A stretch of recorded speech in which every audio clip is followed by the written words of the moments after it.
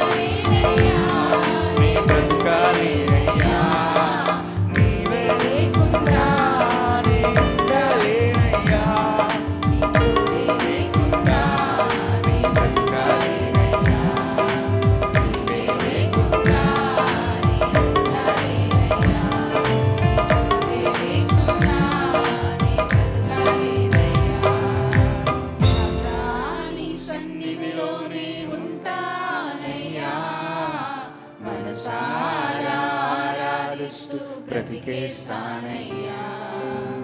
రాజా నీ సన్నిధిలో నేనుంటానయ్యా, మనసారా ఆరాధిస్తూ బ్రతికేస్తానయ్యా. నేనుండలేనయ్యా, ఉండలేనయ్యా, నీ బ్రతుకాలేనయ్యా, నీ ఉండాలి. చెప్దాం ఒకసారి. నీ బ్రతుకాలే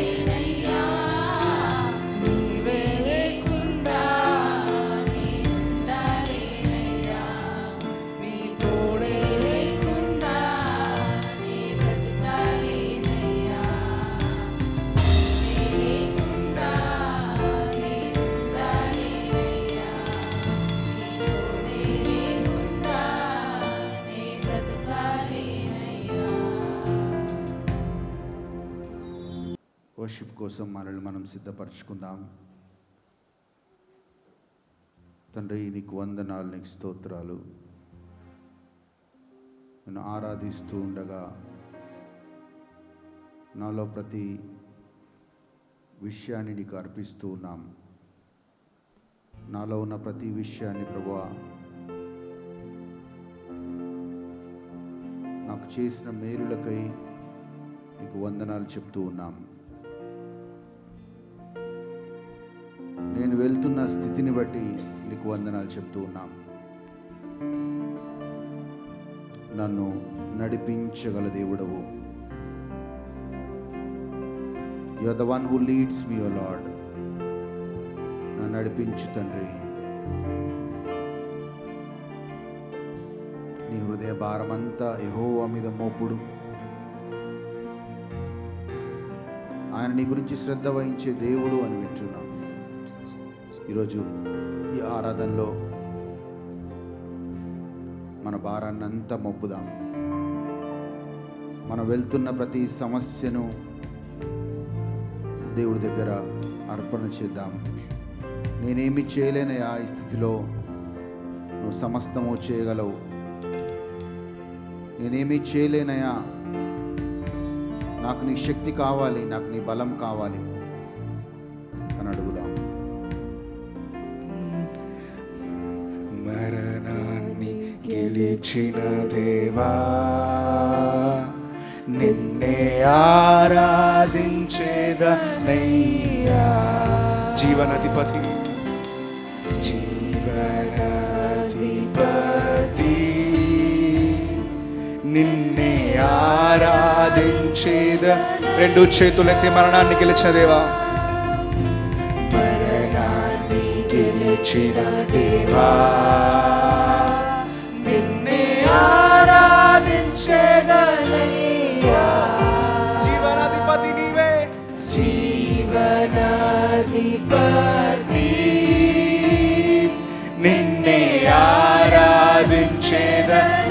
చేతులెత్తి హల్లెలూయా హోసన్నా హల్లెలూయా హోసన్నా నీకే హల్లెలూయా హోసన్నా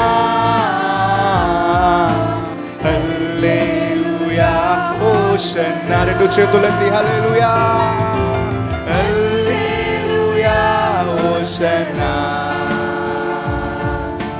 హల్లెలూయా హోసన్నా హల్లెలూయా హోసన్నా హల్లెలూయా హోసన్నా ఆత్మతో నింపిన దేవా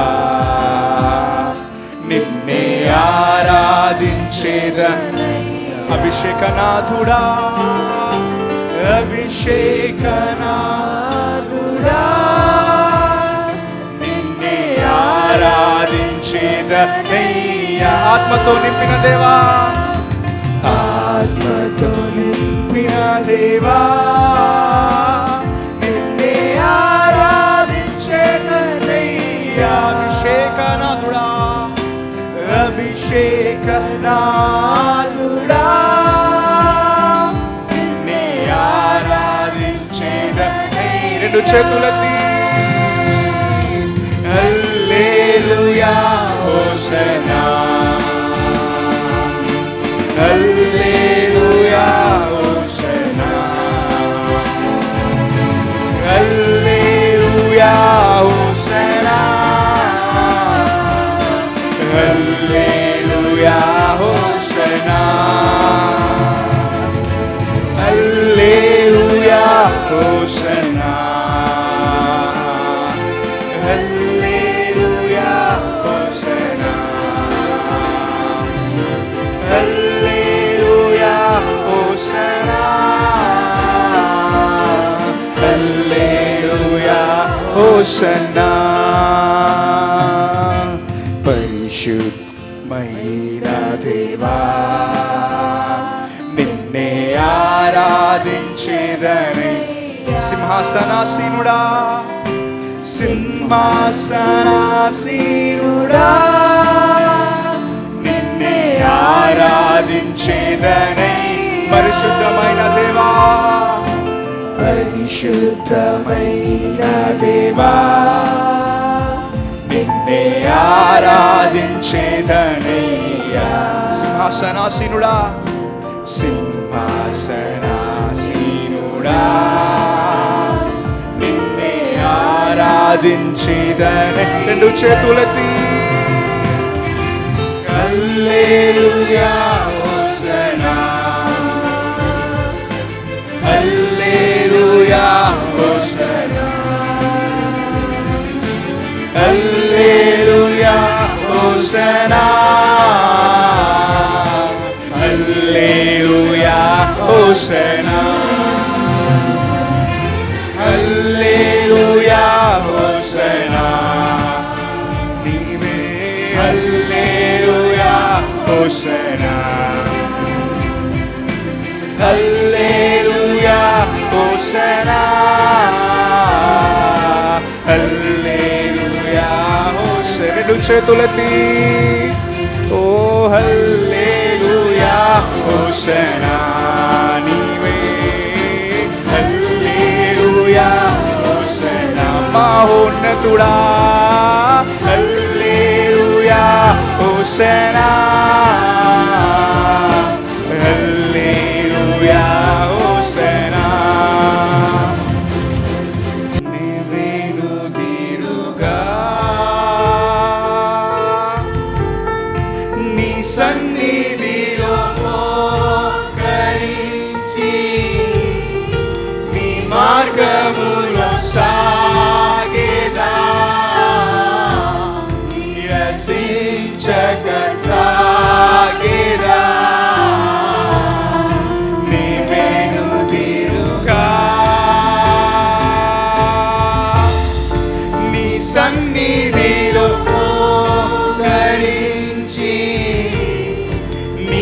మార్గములో సాగేదా నిరసించక సాగేదా నీ వెనుదిరుగా నీ ప్రేమింతును నిన్నే ప్రేమింతును యేసు నిన్నే ప్రేమింతును నీ వెనుదిరుగా నీ సన్నిధిలో మోకరించి నీ మార్గములో సాగేదా నిరసించక సాగేదా నీ వెనుదిరుగా నిన్నే ఆరాధింతున్ నిన్నే ఆరాధింతున్ నిన్నే ఆరాధింతున్ యేసు నిన్నే ఆరాధింతున్ నీ వెనుదిరుగా నీ సన్నిధిలో మోకరించి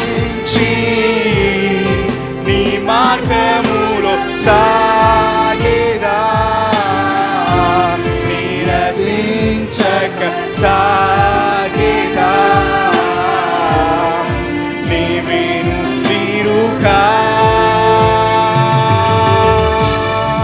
నీ సన్నిధిలో మోకరించి నీ మార్గములో సాగేదా నిరసించక సాగేదా నీ వెనుదిరుగా హల్లెలూయా హల్లెలూయా హల్లెలూయా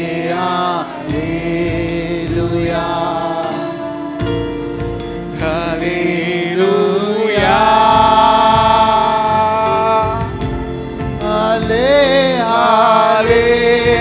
హల్లెలూయా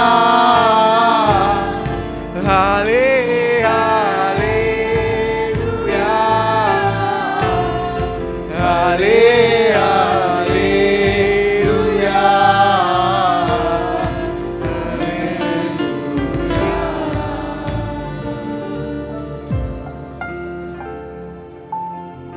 ఈ ప్రాణం ఉన్నంత వరకు ఈ ఊపిరి ఉన్నంత వరకు ప్రభువా నిన్ను ఆరాధించే వాళ్ళంగా నిన్ను గణపరిచే వాళ్ళంగా ఉంచమని ప్రార్థిస్తూ ఉన్నాం. Help us to worship you, Lord. Help us to adore you, Lord.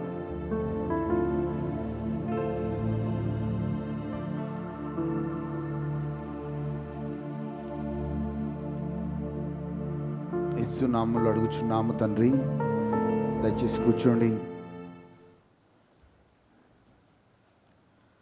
Hallelujah, praise the lord. బాగున్నారా? హల్లెలూయా. గత వారం మనం ఒక వాక్యాన్ని విన్నాం. మోషే గురించి మనం వింటూ వచ్చాం. మోషే ఆ నోటిలో దేవుడు తన శక్తిని ఉంచాడు అనే మాటని మనం చూసాం. దేవుడు ఆ శక్తిని మోషే నోట్లో ఉంచినప్పుడు, మోషే ఆ నోరు తెరచి మాట్లాడినప్పుడు అద్భుతాలు జరిగినట్లుగా మనం చూసాం. నూతన నిబంధనలో దేవుడు నీకు నాకు కూడా అదే శక్తిని, అదే సామర్థ్యాన్ని దేవుడు ఇస్తూ ఉన్నాడు. అందుకే అన్నాడు, జీవం మరణములు నా నాలుక వశము అనే మాటని మనం చూసాం. అందుకే నాలుక చాలా ప్రాముఖ్యమైందని మనం యెషయా గురించి విన్నాం. యెషయా ప్రవక్త ఏ విధంగా ఆయన బలహీనతలో నుంచి బయటికి వచ్చాడో మనం గత వారం విన్నాం.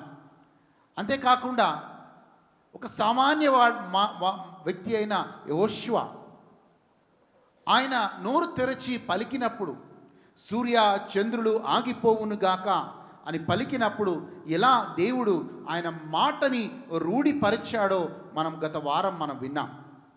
అలాగే ఏలియా ప్రవక్త ఆయన నోరు తెరచి ఈ స్థలములో వర్షము కురవకుండా ఆగిపోవునుగాక అని మాట్లాడినప్పుడు 3.5 సంవత్సరాలు దేవుడు ఆ యొక్క ఆకాశాన్ని మూసివేసినట్లుగా మనము గత వారం మనం చూసాం. అలాగే యేసు ప్రభుని చూసాం, అలాగే పౌలు గారిని మనం చూసాం. ప్రేమైన వార్లారా, మనం అభిషేకం గురించి ధ్యానిస్తూ ఉన్నాం. మనము ఒక క్లిష్టమైన స్థితిలో మనం ఉంటూ ఉన్నాం. ఒకవైపు యుద్ధాలు అనే సమాచారం వింటూ ఉన్నాం, రెండో వైపు మనము ఎలినో ఎఫెక్ట్ అంటున్నారు. ఎలినో ఎఫెక్ట్ అంటే ఏంటి? వర్షాలు మొత్తం తగ్గిపోవడం మనం చూస్తున్నాం. మనం మంచిగానే ఉన్నాం సిటీల్లో, కానీ చాలామంది రైతులు చాలామంది ఇబ్బందులు పడుతూ ఉన్నారు. ఎస్, మనం కూడా ఇబ్బందుల్లోకి రావచ్చు. ఎందుకో తెలుసా? మనకు కావలసిన నీరు, తాగడానికి నీళ్ళు చాలా ప్రాముఖ్యమైంది. సో కొన్ని ప్రాంతాల్లో మనం చూస్తున్నాం. అలాగే మీరు గమనిస్తూ ఉంటే, టీవీలో రోజు వార్తలు గమనిస్తూ ఉంటే మనం అనేక విషయాలను చూస్తూ ఉన్నాం. ఇవన్నీ ప్రభు రెండవ రాకడకి సూచనలు. కానీ సంఘముగా మనము అదే పాత పద్ధతిలో ఉండకుండా ఆత్మీయతలో ఎదగాలి. ఆత్మీయతలో ఎదిగినప్పుడు మనము అభిషేకం మనం పొందుకుంటాం. అనాయింటింగ్ మీద, అభిషేకం మీద, దేవుని శక్తి మీద మనం దృష్టి ఉంచాలి. ఎందుకంటే సామాన్యమైన మామూలు విశ్వాసులు ఈ చివరి దినాల్లో తట్టుకోలేరు. They cannot live in faith. వాళ్ళు విశ్వాసంలో కొనసాగలేరు. అందుకే పౌలు గారు ఈ మాట అంటారు, నేను నా పరుగు పందాన్ని తుదముట్టించి తిని నా విశ్వాసాన్ని నేను కాపాడుకుంటుని అంటాడు. అంటే చూడండి, ఆ శ్రమలు వచ్చినప్పుడు, ఆ భయంకరమైన స్థితిలో వచ్చినప్పుడు ఒక గొప్ప సవాలు ఒక విశ్వాసికి, క్రైస్తవుడికి ఏమైంటుందంటే విశ్వాసం కాపాడుకోవడం. ఆ విశ్వాసాన్ని నీ నుంచి తీసివేయడానికి సాతాను కావచ్చు అనేక రకాలుగా ప్రయత్నాలు చేస్తాడనే మాటను చెప్తా ఉన్నాను. సో ఈరోజు మనం విశ్వాసాన్ని కాపాడుకోవాలన్నా, ఆ విశ్వాసంలో మనము క్రమముగా ముందుకి సాగాలన్నా మనకి దేవుని శక్తి అవసరం. ఏమవసరము? దేవుని శక్తి అవసరం. We need God's power. మోషే ఒక సామాన్యమైన వాడే, కానీ మోషేకి ఎప్పుడైతే దేవుని శక్తి తోడై ఉందో, మోషే దేవుడి కోసం అసాధారణమైన క్రియలు చేశాడు. He was an ordinary man. మీలాగా నాలాగా ఒక సామాన్యమైన వ్యక్తి మోషే. కానీ దేవుని శక్తి, ఆ అభిషేకం ఆయనకు తోడై ఉన్నప్పుడు గొప్ప కార్యాలు దేవుడు చేశాడు. అదే అభిషేకాన్ని దేవుడు ఈ అంత్యకాలంలో మనకి కూడా ఇస్తానని దేవుడు వాగ్దానం చేశాడు. ఈరోజు ఆ మోషే జీవితంలో రెండో భాగాన్ని మనం చూడబోతున్నాం. గత వారం మోషే నాలుకలో ఆయన నోరు తెరిచి మాట్లాడినప్పుడు ఏం జరిగిందో మనం గత వారం విన్నాం. ఈరోజు ఆయన చేతులలో దేవుడు ఎలాంటి అభిషేకం ఉంచాడో మనం చూద్దాం. ఒకసారి మన వాక్యాన్ని చూద్దాం. యెషయా గ్రంథం 63వ అధ్యాయం 12వ వచనం నుంచి దేవుని వాక్యాన్ని చూద్దాం. యెషయా గ్రంథం 63వ అధ్యాయం 12వ వచనం చూద్దాం. యెషయా గ్రంథం 63:12 వచనం. ఎస్. తమలో తన పరిశుద్ధాత్మను ఉంచి మోషే కుడి చేతి వైపున మహిమగల తన బాహును పోలించిన వాడు ఎవడు? చూడండి, who lead them by the right hand of Moses with a glorious arm. చూడండి, ఆయన గ్లోరియస్ ఆర్మ్ అంటే ఆయనకి ఒక మహిమగల హస్తాన్ని దేవుడు ఇచ్చాడు. With a glorious arm. Dividing the water. ఆ మహిమగల చేతులతో ఆయన నీళ్ళని వేరు చేశాడు అనే మాటను మనం చూస్తున్నాం. సో మనం కూడా దినదినంగా రోజు చాలామంది చాలా కష్టపడుతుంటారు, కానీ కొందరు కష్టారీతము వృధాగా పోతుంది. బైబిల్ ఏం చెప్తుంది తెలుసా? యెహోవా పట్ల భయభక్తులు గల నరుడు ధన్యుడు, ఆయన కష్టారీతాన్ని, అంటే ఇంకొక మాటలో చెప్పాలంటే ఆయన చేతి పనిని నేను ఆశీర్వదిస్తాను అంటాడు. So God will bless the work of your hands. So చేతులు చాలా ప్రాముఖ్యమైనవి అనే మాటను చెప్తా ఉన్నా. సో మోషే జీవితం మనం చూస్తే ఒకసారి చూద్దాం. నిర్గమకాండం 4వ అధ్యాయం 21వ వచనం చూద్దామండి. నిర్గమకాండం 4వ అధ్యాయం 20వ వచనం చూద్దాం ప్లీజ్. ఎస్, నిర్గమకాండం 4వ అధ్యాయం 21వ వచనం. Yes, can you change the mic please Sharon? మా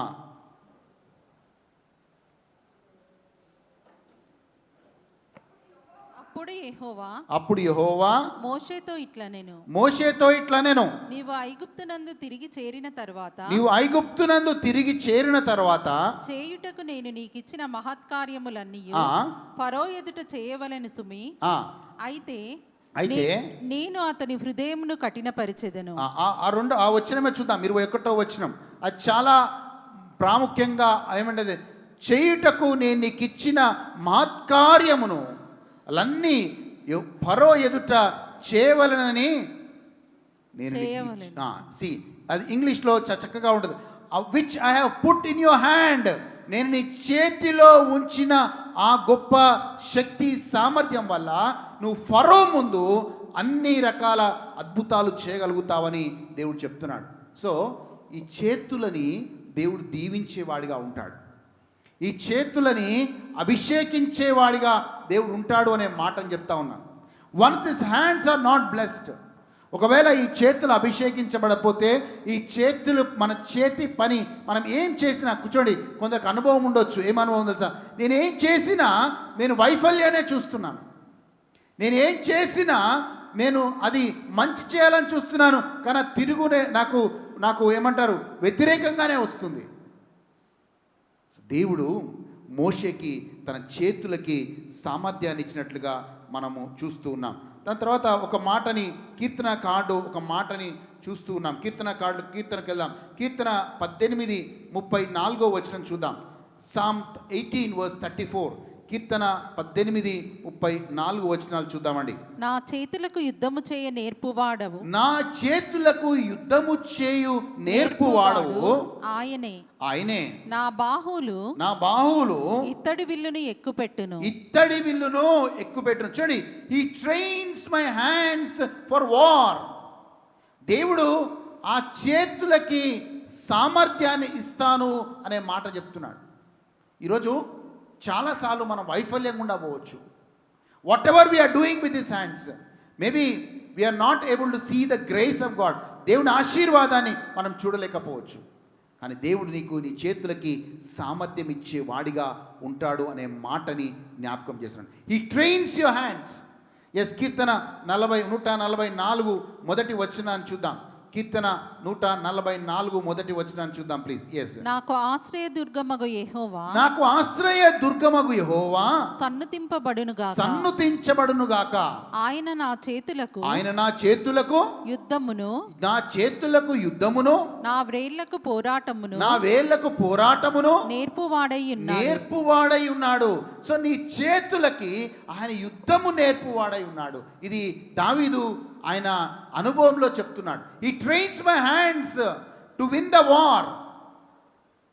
మన అనుదిన పోరాటానికి దేవుడు నీ చేతులకి సామర్థ్యాన్ని ఇస్తాడు. ఆ రోజు దావీదుకి సామర్థ్యాన్ని ఇచ్చాడు. అందుకే దావీదు అన్ని యుద్ధాల్లో ఆయన విజయాన్ని చూసుకుంటూ వచ్చాడు.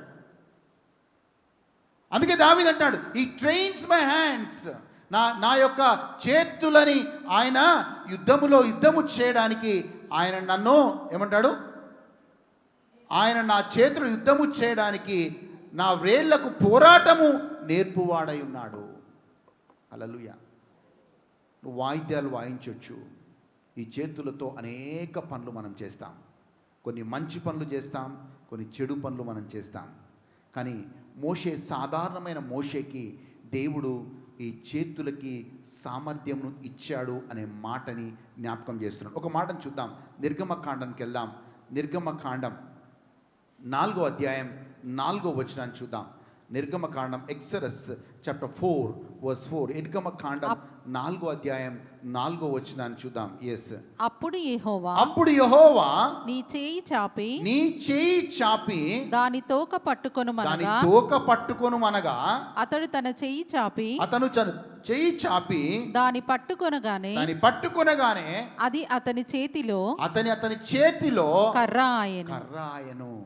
చూడండి, మోషే ఆయన ఆ యొక్క చేతికి సామర్థ్యం ఇచ్చాడు కాబట్టి ఆ యొక్క పాముని పట్టుకున్నప్పుడు వెంటనే అది కర్రగా మారుతుంది. ఇవి అసాధారణ miracles. These are extraordinary miracles. అంటే అవి ఎప్పుడు జరుగుతాయంటే దేవుడు నీ చేతులని అభిషేకించినప్పుడు. మీకు ఒకటి తెలుసా, నూతన నిబంధనలో మనము ఈ చేతులు దీవించబడాలని ప్రభు అయిన యేసుక్రీస్తు ఈ 2 చేతులకి మేకులని కుట్టాడు. హల్లెలూయా. ఈ 2 చేతులు మేకులకు కుట్టాయి కాబట్టి దేవుడు ఏమంటాడు, నూతన నిబంధనలో నువ్వు ఎవరి మీదైతే చేతులుంచి ప్రార్థన చేస్తావో వాళ్ళకి స్వస్థత వస్తుంది అంటాడు. ఎలాంటి చేతులు అంటానివి? ఇతరులకి చేతులుంచి ప్రార్థించినప్పుడు ఆ చేతులు నీకు సామర్థ్యాన్ని, నీకు శక్తిని దేవుడు ఇచ్చాడు కాబట్టి నువ్వు చేతులుంచి ప్రార్థించినప్పుడు ఆ చేతుల ద్వారా స్వస్థత జరుగుతుందంట. వాక్యాన్ని చూద్దాం ఒక్కసారి. మార్క్స్ వార్త 16వ అధ్యాయం 15వ వచనం అనుకుంటా, 15-16 వచనాల్లో మనం చూద్దాం.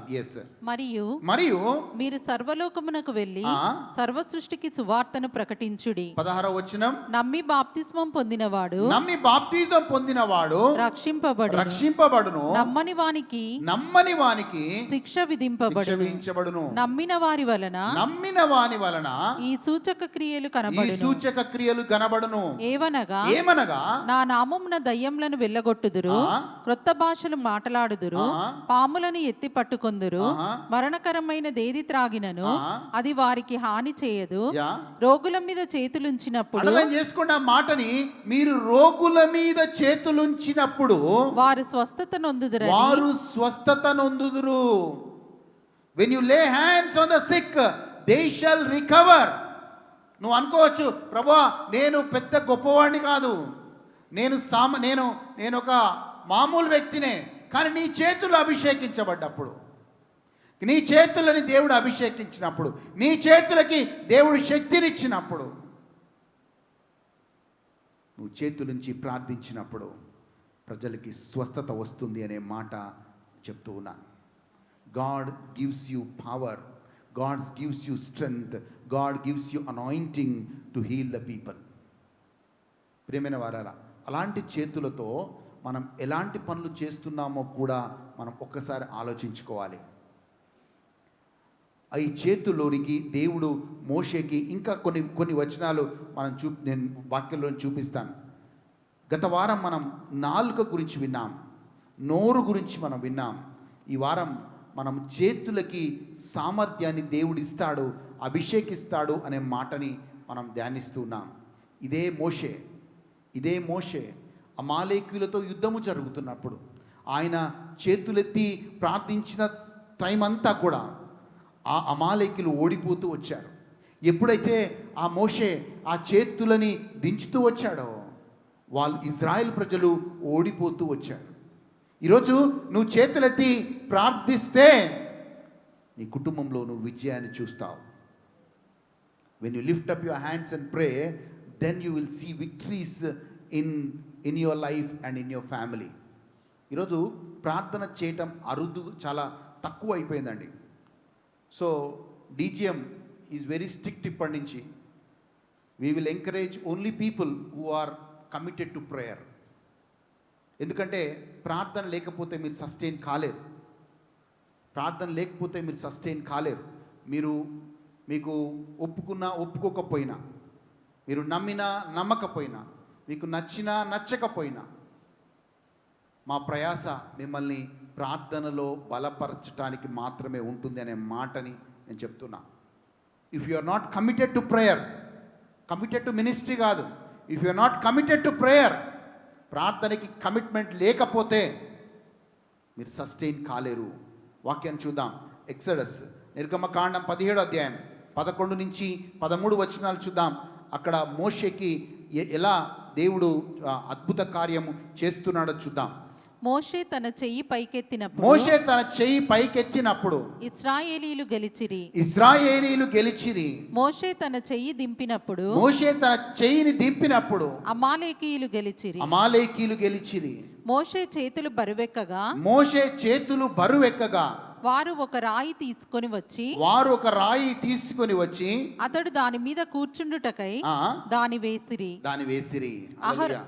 చూడండి, ఎలాంటి యుద్ధమైనా, ఎలాంటి పోరాటమైనా, నీ జీవితంలో, నా జీవితంలో ఎలాంటి యుద్ధమైనా, ఎలాంటి పోరాటమైనా మనం గెలవగలుగుతాం. ఎప్పుడు? నువ్వు చేతులెత్తి ప్రార్థించినప్పుడు. హల్లెలూయా. దేవుడికి అసాధ్యమైంది ఏది లేదండి. ఆ రోజు అహరోను ఇంకా పక్కనున్న వ్యక్తి ఇద్దరు, మోషే ప్లీజ్ మోషే, నువ్వు చేతులెత్తి అలాగే చేతులెత్తి ప్రార్థన చేయి, ఎందుకంటే నువ్వు చేతులు దించితే మన వాళ్ళు ఓడిపోతున్నారు. ఈరోజు నువ్వు చాలా విషయాల్లో మనం ఓటమిని చూస్తున్నాము అంటే మన చేతులు దించబడ్డాయి అని అర్థం. నీ మోకాళ్ళు దేవుడి దగ్గర వంగటం లేదని అర్థం. సండే వచ్చి దేవుడి సన్నిధిలో కూర్చుంటే సరిపోదండి. ప్లీజ్,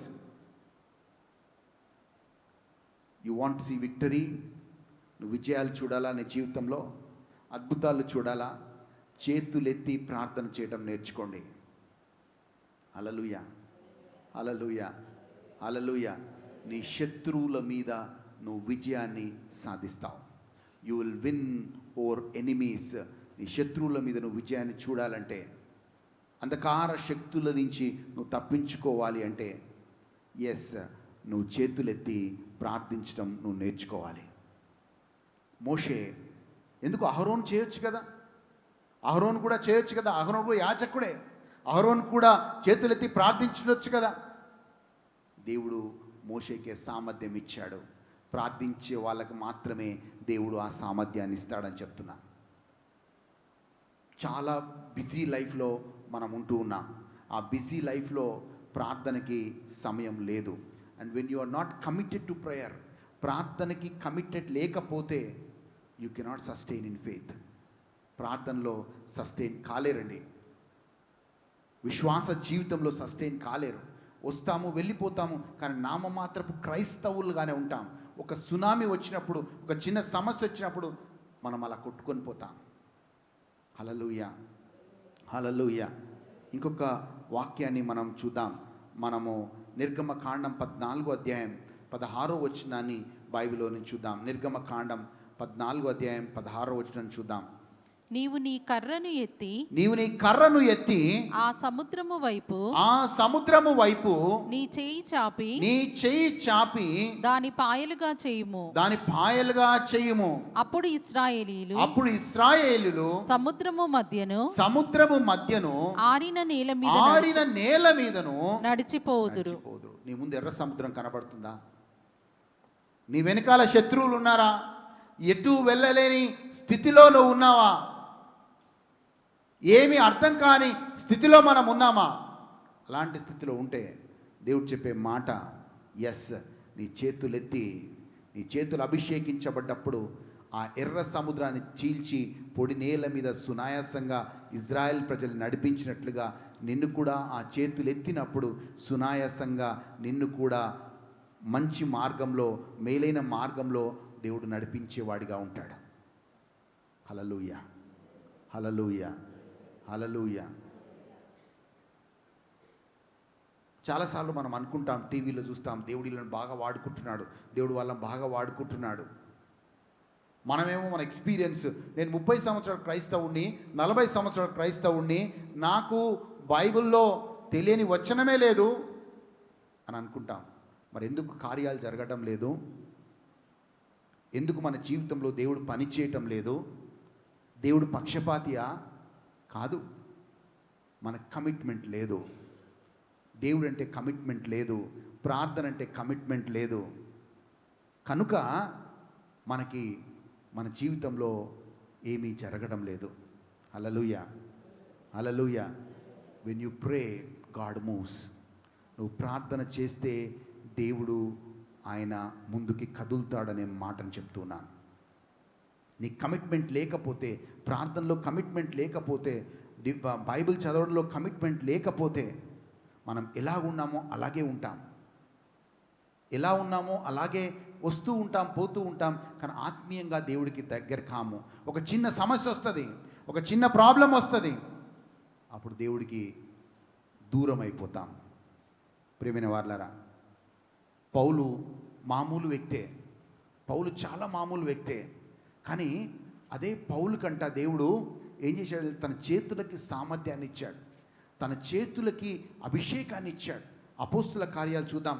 అపోస్తుల కార్యాలు 19వ అధ్యాయం 11వ వచనం చూద్దాం ప్లీజ్. అపోస్తుల కార్యాలు 19వ అధ్యాయం 11వ వచనం చూద్దాం. ఎస్. మరియు దేవుడు పౌలు చేత విశేషమైన అద్భుతాలు చేయించెను.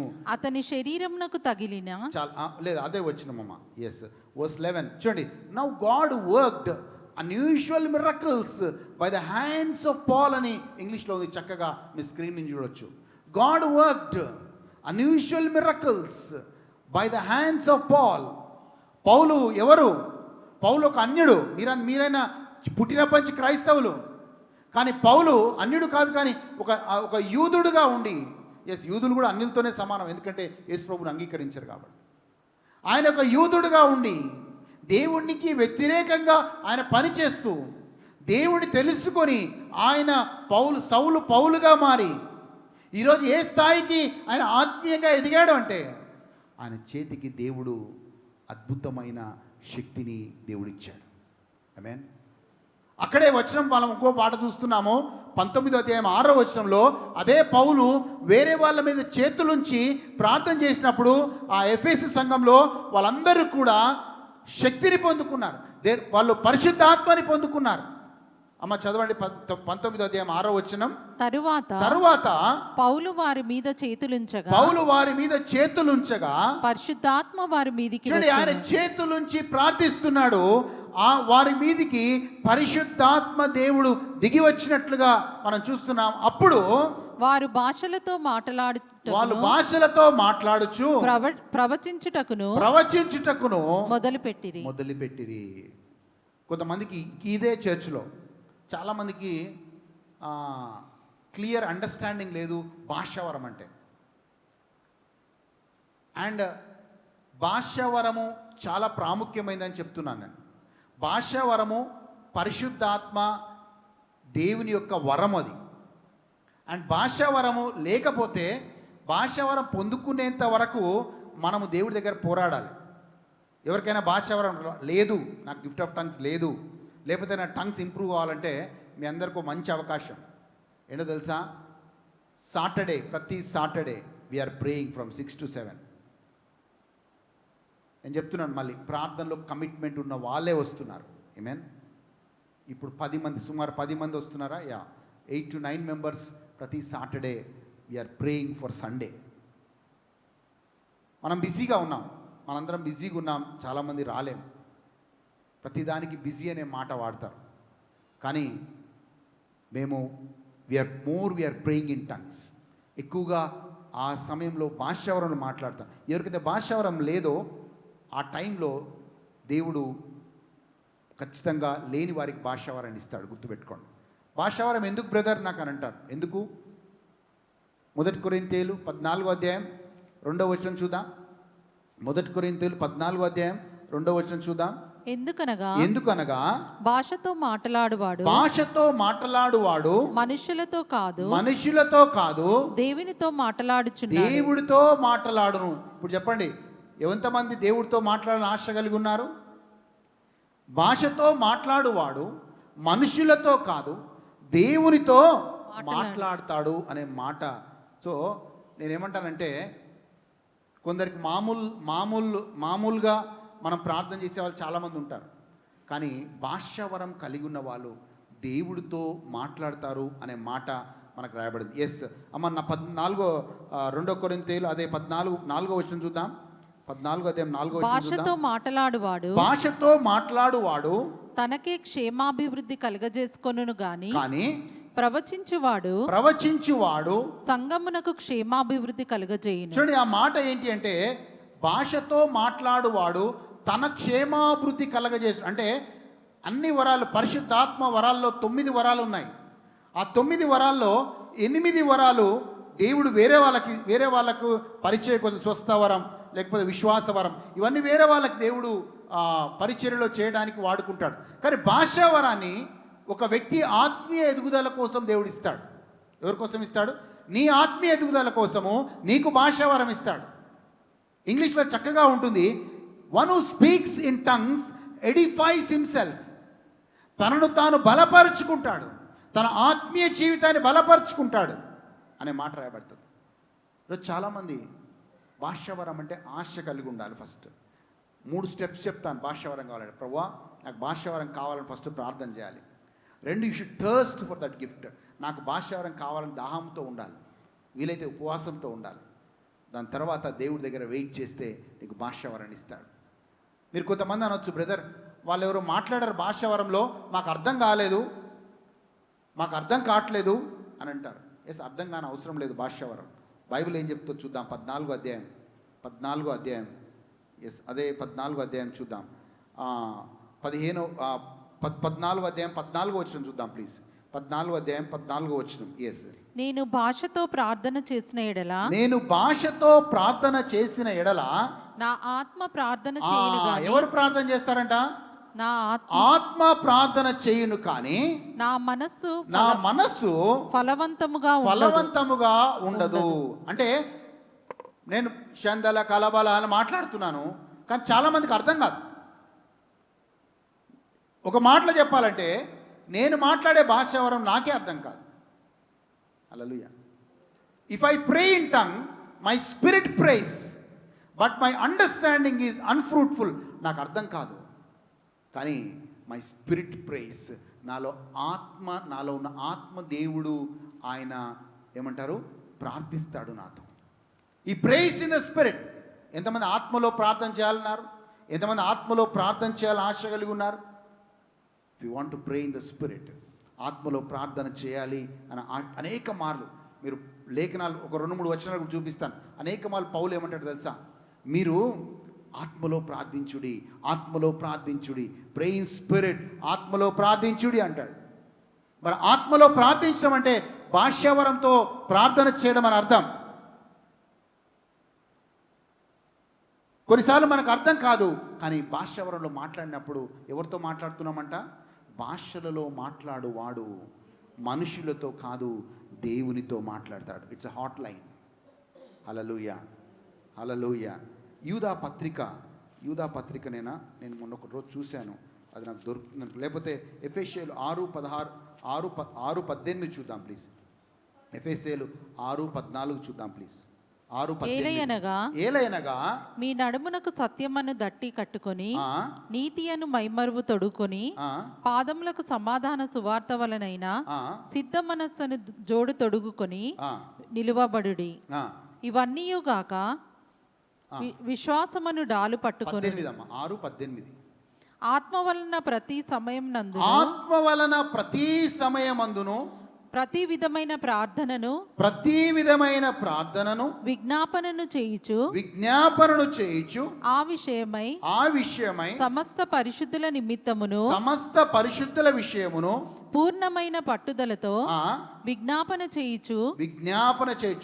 అక్కడ ఏమన్నా ఆత్మ వలన, ఇంగ్లీష్లో చక్కగా ఉంది ఆ మాట చూడండి. Pray always with all prayer and all supplication in the spirit. ఆత్మలో ప్రార్థించడం అంటే ఏంటి? భాషలో ప్రార్థించడం అని అర్థం. ప్రభువా నాకు గిఫ్ట్ లేదు అంటే నీకు ఆలోచన లేదు. నేను చెప్తున్నాను, ఎప్పుడైతే మనం ఆత్మీయతలో ఆగిపోతామో గిఫ్ట్స్ పనిచేయవు. నేను కరోనాకు ముందు వరకు నాకు పరిశుద్ధాత్మ వరాలు చాలా యాక్టివ్గా పనిచేసేవి. దాని తర్వాత చాలా బిజీగా అయిపోయాను. వాక్యం అయితే చెప్తున్నాను, కానీ వరాలు ఆగిపోయాయి. వరాలు లోపలే ఉన్నాయి, కానీ యాక్టివ్ కాలేదు. హల్లెలూయా. యాక్టివ్గా లేవు. కొన్ని రోజుల నుంచి అడుగుతున్నాను ప్రభుని, ప్రభువా వరాలు యాక్టివ్గా లేవు.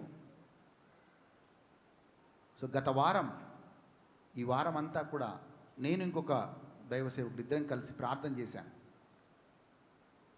ఏం చేయలేదు, వి వర్ ప్రేయింగ్, ప్రార్థన చేస్తున్నాం 4-5 డేస్, అండ్ దేవుడు మళ్ళీ వరాలను యాక్టివేట్ చేశాడు. ఆమేన్. సో నీకు ఆశ ఉంటే దేవుడి దగ్గర కూర్చోవాలి. దేవుడు వరాలు ఇస్తాడు. నీ చేతులకి శక్తిని, సామర్థ్యాన్ని ఇస్తాడు. ఎంత షార్ప్గా మీరు ఆశ్చర్యపోతారు. ఎంత షార్ప్గా వరాలు పనిచేస్తాయంటే అంత షార్ప్గా పనిచేస్తాయి. మీకు ఒక ఆశ్చర్యకరమైన విషయం చెప్తాను, ఎంత షార్ప్గా వరాలు పనిచేస్తాయి. నేను ఆ బ్రదర్ ఇద్దరం కలిసి ఒక ఈవినింగ్ ప్రేయర్ మీటింగ్కి వెళ్ళాను. ప్రేయర్ మీటింగ్కి వెళ్ళి సుమారు 12:30 1 గంట అయింది నేను తిరిగి వచ్చేసరికి. ఆ రోజు వాళ్ళ భార్య ఇంట్లో తిని పడుకుంది ఎప్పుడో 9 గంటలకు 10 గంటలకు. మేము కారులో ఏదో కొన్ని విషయాల గురించి మాట్లాడుకొని ఇంటికి చేరాం.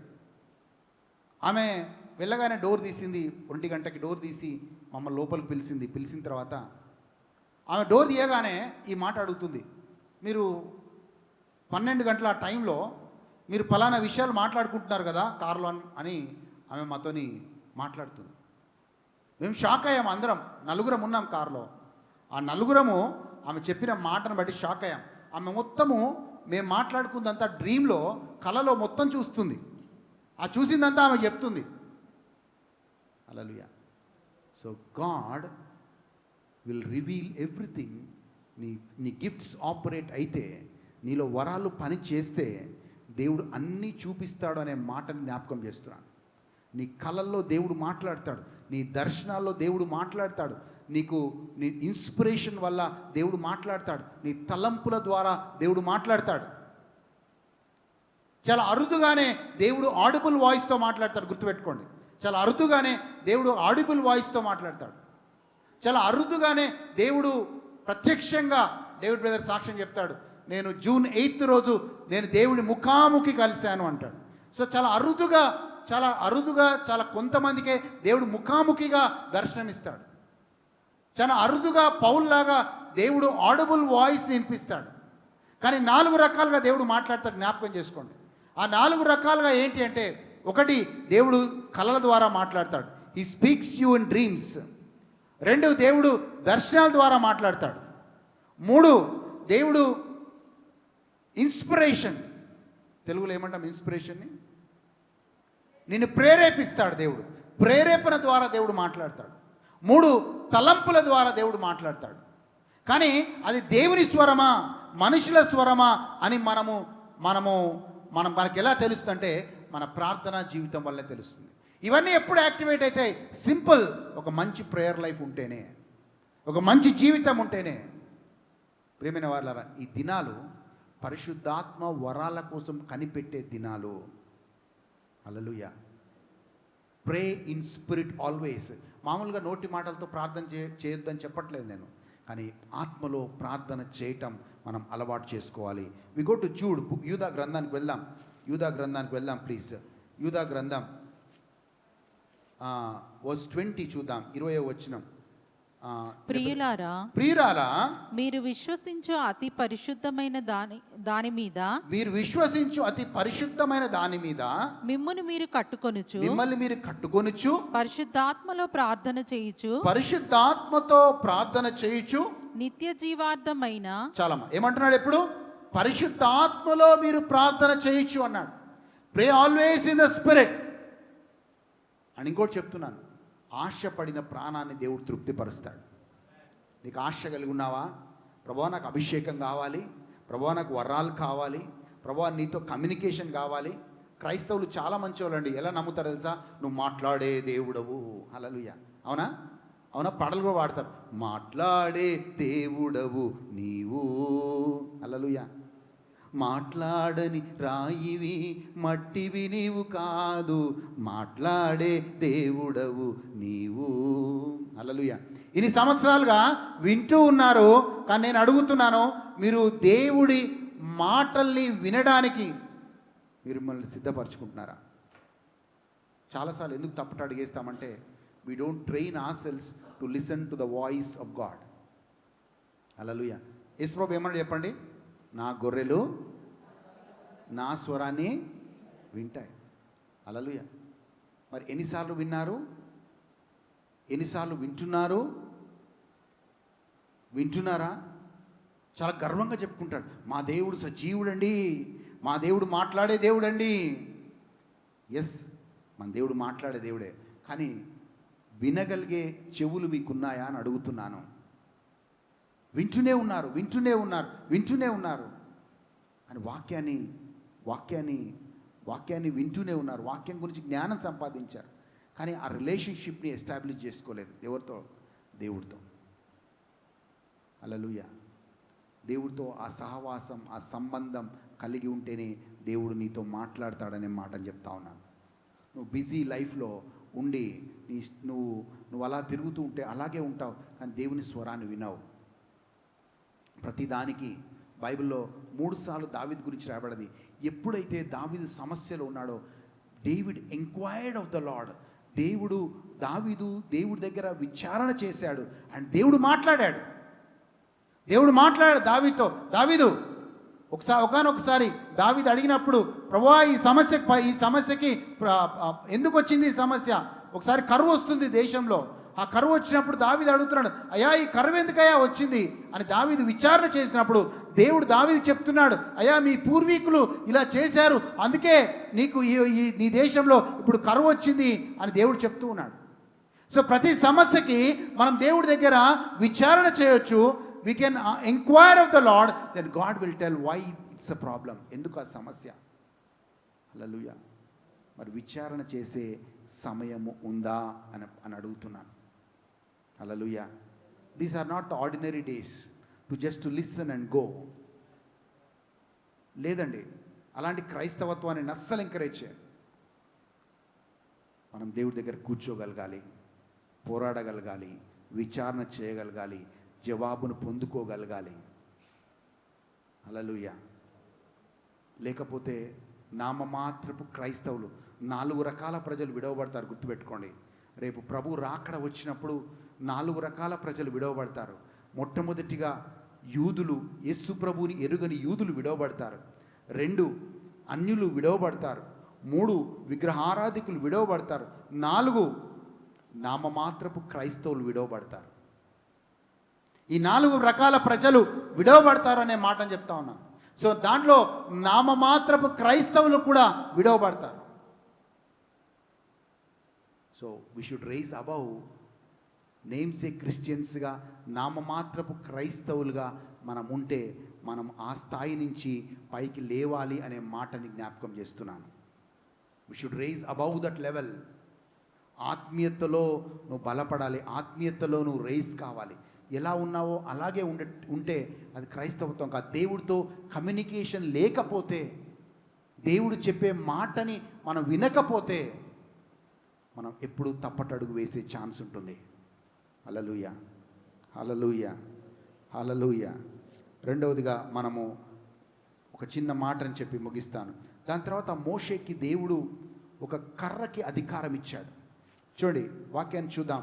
నిర్గమకాండం 4వ అధ్యాయం 17వ వచనం. నిర్గమకాండం 4వ అధ్యాయం 17వ వచనం. ఈ కర్రను చేత పట్టుకొని దానితో ఆ సూచక క్రియలు చేయవలెనని చెప్పాను. సో మోషేకి మొట్టమొదటిగా దేవుడు నాలుకకి సామర్థ్యాన్ని ఇచ్చాడు, నోటికి సామర్థ్యం ఇచ్చాడు. 2 తన చేతులకి సామర్థ్యం ఇచ్చాడు. 3 తనకున్న కర్ర, అది మామూలు కర్రనే, నీ కర్రను చేతబట్టుకొని దానితో సూచక క్రియలు చేయవలెను. కర్ర అధికారాన్ని గుర్తండి. దేని గుర్తు? కర్ర అధికారాన్ని గుర్తు, అథారిటీ గుర్తు. మోషేకి కాపరిగా ఉన్నప్పుడు ఆ దేవుడిచ్చిన అధికారానికి ఆ కర్రతో అనేక మహత్కార్యాలు సూచక క్రియలు మోషే చేశాడు. సో ఇప్పుడు మనకు కూడా దేవుడు అధికారాన్ని అనేక ప్రాంతాల అధికారాలను పెట్టాడు. ఈ గేవ్ అస్ అథారిటీ. చూడండి, అదే అధికారాన్ని దేవుడు మోషేకి అధికారం ఇచ్చాడు. అధికారం ఇచ్చిన తర్వాత ఆ అధికారానికి ఎవరు వ్యతిరేకంగా వచ్చినా దేవుడు ఊరుకోలేదు. You coming is the authority. Yes, మీరు అనొచ్చు, బ్రదర్ మోషే బలహీనుడు కదా. అవును, మోషే బలహీనుడే. మోషేకు కోపం అనే బలహీనత ఉంది. మోషే కూడా బండతో మాట్లాడమంటే బండని కొట్టాడు. కానీ మోషేకి దేవుడు అధికారం ఇచ్చాడు. హల్లెలూయా. ఆ అధికారం ఇచ్చినప్పుడు ఆయన వాక్యాన్ని చూద్దాం ఒకసారి. సంఖ్యాకాండం 12వ అధ్యాయం మొదటి 2 వచనాలు చూద్దాం. సంఖ్యాకాండం 12వ అధ్యాయం మొదటి 2 వచనాలు చూద్దాం. ఎస్, మోషే కూషు దేశపు స్త్రీని పెళ్లి చేసుకొని ఉండెను కనుక అతడు పెళ్లి చేసుకొనిన ఆ స్త్రీని బట్టి మిరియాము అహరోనులు అతనికి విరోధంగా మాట్లాడి. చూడండి, అతను అదే అధికారంలో ఉన్నాడు అనే విషయాన్ని మర్చిపోయారు. మిరియాములు అహరోనులు ఎవరు అంటే సొంత అక్క అండ్ తమ్ముడు, అన్న. ఓకే, వాళ్ళు విరోధముగా మాట్లాడిరి. 2వ వచనం చదువుదాం. 12వ అధ్యాయం 2వ వచనం. వారు మోషే చేత మాత్రమే యెహోవా పలికించెనా ఆయన మా చేతను పలికింపలేదా అని చెప్పుకొనగా. చూడండి, వాళ్ళు ఏమంటారంటే దేవుడు మోషేతోనే మాట్లాడతాడా, మాతో మాట్లాడ్డా? మేము కూడా ప్రార్థన చేస్తున్నాం, మేము కూడా దర్శనాలు చూస్తున్నాం. హల్లెలూయా. ఎస్, మిరియం ఎవరు అంటే మిరియం కూడా ప్రవక్తిని. She was a ప్రాఫెటస్. అహరోను ఎవరు అంటే యాజకుడు. ఆయన కూడా అభిషేకించబడ్డవాడే. కానీ ఒక ప్రవక్తకి, ఒక యాజకుడికి మీదగా దేవుడు మోషేనే ఇంకో గొప్ప ప్రవక్తను ఉంచాడు. హల్లెలూయా. వాళ్ళిద్దరూ ఈ అధికారానికి వ్యతిరేకంగా మాట్లాడాడు. హల్లెలూయా. దేవుడు సమాధానం ఏంటో చూద్దాం. 9-10 వచనాలు చూద్దాం. 6వ వచనం చూద్దాం. ఫస్ట్ 6వ వచనం, తర్వాత 9-10 వచనాలు చూద్దాం. వారిద్దరూ రాగా ఆయన నా మాటలు వినుడి మీలో ప్రవక్త యుండిన ఎడల యెహోవానగు నేను దర్శనమిచ్చి అతడు నన్ను తెలుసుకొనున్నట్లు కలలో అతనితో మాట్లాడుదును. చూడండి, 2 రకాలుగా దేవుడు మాట్లాడతాడని రాయబడదు అక్కడ. ఒకటి, దర్శనము ద్వారా దేవుడు మాట్లాడతాడు, కలల ద్వారా దేవుడు మాట్లాడతాడు. అంతే రాయబడిందా? అంతే. కలల ద్వారా దేవుడు మాట్లాడతాడు, దర్శనము ద్వారా దేవుడు మాట్లాడతాడు. అలాగే మనము పెంతెకోస్తు పండుగ తర్వాత యావేలు ప్రవక్త ద్వారా దేవుడు ఒక ప్రవచనం ఇస్తాడు. ఏం ప్రవచనం అది? అంత్య దినములలో నా ఆత్మని అందరిపై కుమ్మరిస్తాను. ఏమంటాడు? నీ యవ్వనస్తులు దర్శనములు చూస్తారు, మీ వృద్ధులు వృద్ధులంటే మీరు అనుకోవద్దు, ఓ యవ్వనస్తులకేమో దర్శనాలు, వృద్ధులకేమో. హల్లెలూయా. సో దర్శనం పొందుకోవడానికి నేను యవ్వనస్తుడిని, కళలు పొందుకోవడానికి నేను వృద్ధుడని. ఆమేన్. బట్ ఆ 2 పొందుకుంటాను. ఇట్ డజంట్ మ్యాటర్, అది ఏజ్ కాదు, దేవుడు అలా మాట్లాడతాడు అని చెప్పాడు. అంత్య దినాల్లో నా ఆత్మని మీ మీద కుమ్మరించినప్పుడు మీరు మీ కుమారులు మీ కుమార్తెలు ప్రవచనము చెప్పెదరు, మీ ముసలివారు కళ్ళు కనెదరు. ఆమేన్. ఇక్కడ మోషేతో కూడా చెప్తున్నాడు, దర్శనాల ద్వారా నేను కళల ద్వారా నేను మాట్లాడతాననే మాటను చెప్తా ఉన్నాడు.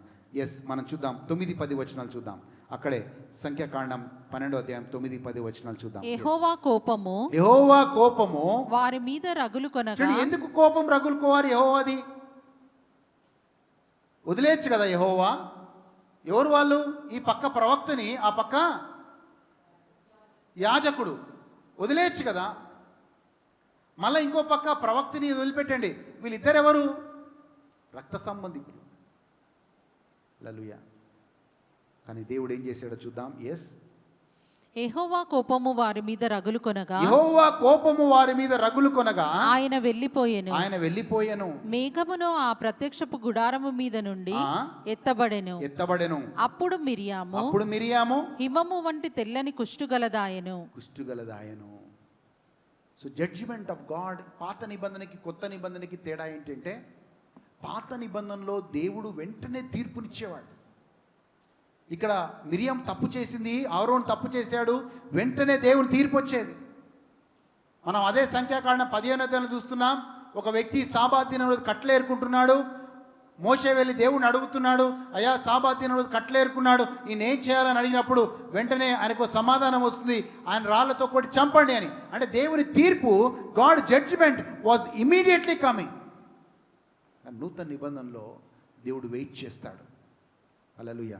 పాత నిబంధనకి కొత్త నిబంధనకి తేడా ఏంటి అంటే, పాత నిబంధనలో దేవుని తీర్పు వెంటనే వచ్చేది ప్రజల మీదకి, వెంటనే.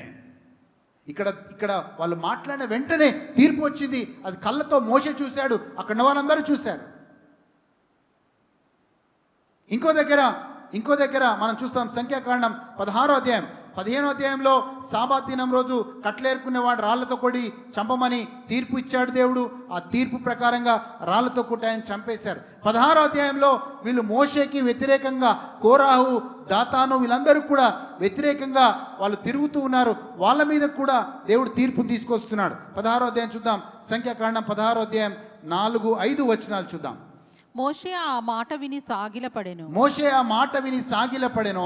అటు తరువాత అతడు కోరాహుతోను వారి సమాజముతోను ఇట్లా నేను తన వాడెవడో పరిశుద్ధుడు ఎవడో రేపు యెహోవా తెలియజేసి వానిని తన సన్నిధికి రానిచ్చును.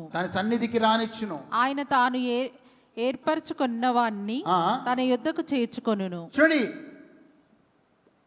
ఆ రోజు కోరాహు కూడా ఇలాగే పోరాడాడు మోషేకి. దేవుడు నిన్నే ఎన్నుకున్నాడా? దేవుడు మమ్మల్ని ఎన్నుకోలేదా? దేవుడు నీతోనే మాట్లాడతాడా? దేవుడు మాతో మాట్లాడ్డా అని తిరగబడ్డారు. దేవుడు ఇచ్చిన అధికారానికి తిరగబడ్డారు. వెంటనే ఏం జరిగిందంటే 32 వచనం చూద్దాం. 32 నుంచి 32-35 వచనాలు చూద్దాం దయచేసి. భూమి తన నోరు తెరచి వారిని వారి కుటుంబములను కోరాహు సంబంధులందరినీ వారి సమస్త సంపాద్యమును మృంగివేసెను. చూడండి, దేవుని తీర్పు వెంటనే వచ్చేది, ఇమీడియట్లీ. దేవుడు ఎక్కువ సమయం తీసుకునేవాడు కాదు. సాబాతు దినం విషయంలో దేవుడు ఎక్కువ సమయం తీసుకోలేదు. అహరోను, మిరియం విషయంలో దేవుడు ఎక్కువ సమయం తీసుకోలేదు. బట్ నూతన నిబంధనలో దేవుడు మనకు సమయాన్ని ఇస్తాడు. దాన్నే మనం కృప అంటున్నాం. హల్లెలూయా. ఆ సమయాన్ని అదే స్థితి కొంచెము అపోస్తుల కార్యాల్లో కూడా, ఇమీడియట్ జడ్జిమెంట్ అనేది కొంచెం అపోస్తుల కార్యాల్లో కూడా మనం చూస్తాం. ఇమీడియట్ జడ్జిమెంట్ చూడండి. అనానియా, సఫారియా ఆ సంఘంలో, మొదటి సంఘంలో, ఆదిమ సంఘంలో ఎప్పుడైతే అనానియా, సఫారియా వీరిద్దరూ ఆ యొక్క అబద్ధం చెప్పారో, పరిశుద్ధాత్మక అబద్ధం చెప్పారో, వెంటనే వాళ్ళ మీద తీర్పు వస్తుంది. Immediate judgement. హల్లెలూయా. మన మీద వెంటనే తీర్పు రాకపోవచ్చు, కానీ మనము ఉన్న స్థాయిలో, స్థితిని బట్టి మనము ఉండాలనే మాటని జ్ఞాపకం చేస్తున్నాం. అవునులే, దేవుడు ఏమన్నా నేను పట్టించుకోలేదు. ఏం కాదు, సింపుల్గా దేవుడికి దూరం అవుతూ వస్తాం. ఏం కాదు. ద గ్రేటెస్ట్ పనిష్మెంట్, దేవుడు మనకిచ్చే పనిష్మెంట్ ఏంటంటే ఆయనతో సంబంధం తెంచుకోవడమే. కోరాహులాగా 250 మంది చనిపోకపోవచ్చు, మిరియాములాగా ఆమెకి కుష్ఠవ్యాధి రాకపోవచ్చు, లేకపోతే అక్కడ ఏమంటారు, ఆ సాబాత్ దినం రోజు కట్లేరుకునేవాడు తప్పు చేసినప్పుడు రాళ్లతో కొట్టి చంపకపోయి ఉండొచ్చు. అలాంటి తీర్పు మన మీదకి రాకపోయి ఉండొచ్చు నూతన నిబంధనలో. Then what will happen is you will lose that relationship with God. దేవుడితో ఆ సంబంధాన్ని కోల్పోతాం. దాన్ని ఏమంటామో తెలుసా అండి? దేవుడితో సంబంధం కోల్పోవడం ఏంటో తెలుసా? అది ఆత్మీయ మరణం అంటాం. It's called spiritual death. ఆదాము అవ్వ వాళ్ళు పాపము చేసిన తర్వాత, ఎదోము తోట నుంచి బయటికి గెంటివేయబడ్డ తర్వాత 930 సంవత్సరాలు బ్రతికారు. కానీ ఆత్మీయ మరణంతో బతికారు. ఆత్మీయ మరణం అంటే ఏంటి? దేవునితో సంబంధం లేకపోవడం. హల్లెలూయా. దేవుడితో సంబంధం లేకపోవడం, దేవుడితో సంబంధం తెగిపోవడం. అదే విశ్వాసులకు వచ్చే తీర్పు. You become far away from God. దేవుడికి దూరం అయిపోతావు. నువ్వు ప్రార్థన చేస్తావు, మళ్ళీ ఎప్పుడు ఆ సంబంధం మళ్ళీ తిరిగి వస్తుంది. ఎప్పుడు ఆ సంఘం తిరిగి వస్తుందంటే మనం రికన్సైల్ అయినప్పుడు, మనం పశ్చాత్తాపడ్డప్పుడు, మనము క్షమాపణ మనం పొందుకున్నప్పుడు, మన పాపాన్ని, మన తప్పుని మనం తెలుసుకుని ఆ పాపాన్ని ఒప్పుకున్నప్పుడు, దేవుడితో మనుషులతో రికన్సైల్ అయినప్పుడు మళ్ళీ ఆ సంబంధాన్ని దేవుడు పునరుద్ధరిస్తాడు. హల్లెలూయా, హల్లెలూయా. ఎస్, ద ఇంపార్టెంట్ థింగ్, అన్నిటికంటే ప్రాముఖ్యమైనది దేవుడితో సంబంధం. హల్లెలూయా. ఆ యొక్క బిలీవర్కి, విశ్వాసికి జరిగే ఒక ప్రమాదం ఏంటంటే ఆ సంబంధం తగ్గిపోతుంది. కొంతమంది అనుకుంటారు, నేను పాపం చేశాను కదా. నాకు చాలా ఆసక్తికరమైనది, ఆ వ్యక్తితో మాట్లాడుతున్నప్పుడు చాలా విషయాలు దేవుడు బయలుపరిచాడు. చాలా విషయాలు నేను షాక్ అయ్యాను. ప్రభువా, నా వెనుక ఇంత జరుగుతుందా? ఇంత జరుగుతుందా ప్రభువా? నేను గ్రహించలేకపోయాను. బట్ దేవుడు చూస్తాడు, అన్నీ దేవుడు గమనిస్తాడు. ప్రియమైన వాళ్ళారా, రెండు చాలా ప్రాముఖ్యమైనవి, రెండు ఆజ్ఞలు చాలా ప్రాముఖ్యమైనవి. ఈ రెండు ఆజ్ఞలు ఒకే విషయం గురించి మాట్లాడుతుంది. ఒకటి, నీ దేవుణ్ణి పూర్ణ మనసుతో, పూర్ణ శక్తితో, పూర్ణ బలముతో నువ్వు ఆరాధింతుగాక అన్న మాట ఏంటో తెలుసా? నీకు దేవుడితో ఆ పూర్తి సంబంధం గురించి మాట్లాడుతుంది. రెండవది, నీ పొరుగువారిని నీవలే ప్రేమింతుగాక అన్న రెండవ ఆజ్ఞ నీ పొరుగువారితో సంబంధాన్ని గుర్తు చేస్తుంది. ఈ రెండు both talk about relationship. First commandment talks about the relationship with God. The second commandment talks about the relationship with people. ఈ రెండు రిలేషన్షిప్ తెగిపోయినా మళ్ళీ ఇవన్నీ దేవుడు ఏం చేశాడంటే, పౌలు ఏం చేశాడంటే 10 ఆజ్ఞలు నూతన నిబంధనలో, పాత నిబంధనలో 10 ఆజ్ఞలు 2 ఆజ్ఞలు అయ్యాయి. ఈ 2 ఆజ్ఞలు పౌలు పత్రికలకు వచ్చేసరికి ఒకటే ఆజ్ఞ అయింది. ఒకటే ఆజ్ఞ ఏంటి? నీ పొరుగు వారిని నీవలే ప్రేమించుగాక. హల్లెలూయా. Where there is love there is God. ఎక్కడ ప్రేమ ఉంటుందో దేవుడు అక్కడ ఉంటాడు. హల్లెలూయా. Where there is love. చిన్నప్పుడు పాట పాడుకున్నాను, ప్రేమ ఎచ్చట ఉండునో దేవుడు అచ్చట ఉండును. ఆమేన్. సో ప్రార్థనలో ఎదుగుదాం, ఆత్మీయతలో ఎదుగుదాం, దేవుడితో సంబంధాల్లో ఎదుగుదాం, మన పొరుగు వారి సంబంధాల్లో ఎదుగుదాం. ఆమేన్. అప్పుడు దేవుడితో సంబంధం ఏర్పడిన తర్వాత మనకి వచ్చేది, ఎస్, దేవుడితో కనెక్షన్ వచ్చిన తర్వాత చిన్నగా నీలో ఆత్మవరాలు నీలో ఆపరేట్ కావడం మొదలవుతాయి. ఆ ఆత్మవరాల్లో వచ్చినప్పుడు నువ్వు వాళ్ళ దగ్గరికి వీళ్ళ దగ్గరికి పరిగెట్టాల్సిన అవసరం లేదు. నీతోనే దేవుడు మాట్లాడతాడు, కలల్లో మాట్లాడతాడు, దర్శనాలతో మాట్లాడతాడు. మనం అక్కడికిక్కడికి పరిగెడతాం. మనం సరిగా ఉంటే నాతో మాట్లాడే దేవుడు నీతో కూడా మాట్లాడతాడు. మన దేవుడు పక్షపాతి కాదు. ఆమేన్. ఒకరోజు వీలైతే, ఎస్, హౌ డ్రీమ్స్, కలల్ని ఎలా అర్థం చేసుకోవాలో, ఆ దర్శనం ఎలా చూడాలో మనం నేర్చుకుందాం. ఆమేన్. లేచి నిలబడదాం, ప్రార్థన చేసుకుందాం. Thank you Lord, we give you glory. Oh thank you Jesus, thank you Lord. Hallelujah. Thank you Lord. Yes, కళ్ళు మూసుకుందాం దయచేసి. దేనికోసం అడగకండి, దేవుడితో సంబంధం కోసం అడగండి. ప్రభువా, నా నాలుకని అభిషేకించమని అడగండి. ప్రభువా, నా చేతులకి సామర్థ్యం ఇవ్వమని అడగండి. ప్రభువా, నాకు ఇచ్చిన అధికారం, బహుశా ఇక్కడ ఉన్న వారందరికీ దేవుడు అధికారం ఇచ్చాడు. ఒక్కొక్కరి స్థాయిలో ఒక్కొక్క అధికారం.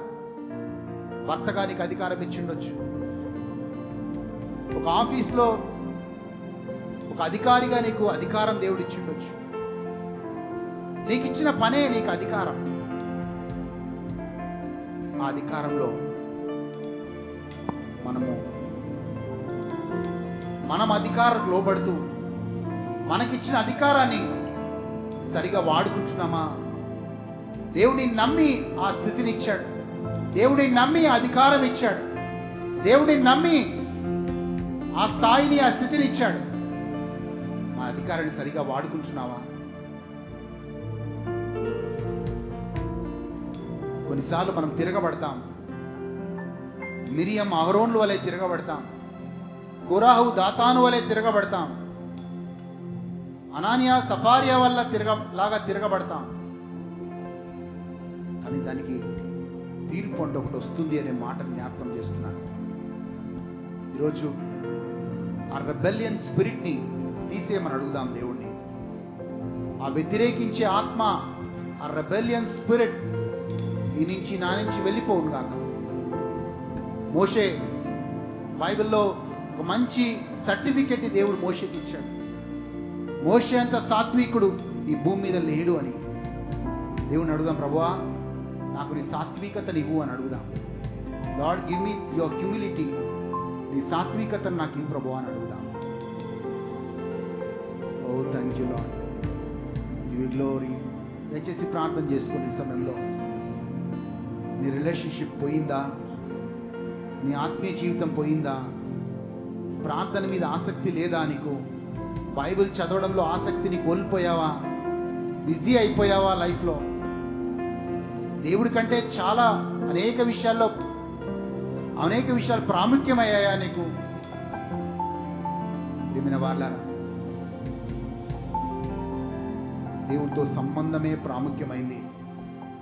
ప్రార్థనే దేవుడి దృష్టిలో ప్రాముఖ్యమైంది.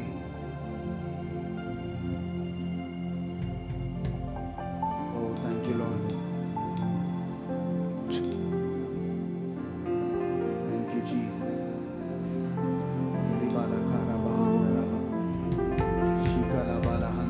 Thank you Lord. We give you glory, we give you honor. We give you honor, we give you praise, Spirit of God. We ask you to move in this place, Lord. We ask you to move in this place, Lord. We give you glory, Lord. We need your power. Touch every heart and touch every mind, Lord, this morning. ప్రతి హృదయాన్ని, ప్రతి మనస్సుని తాకు ప్రభువా.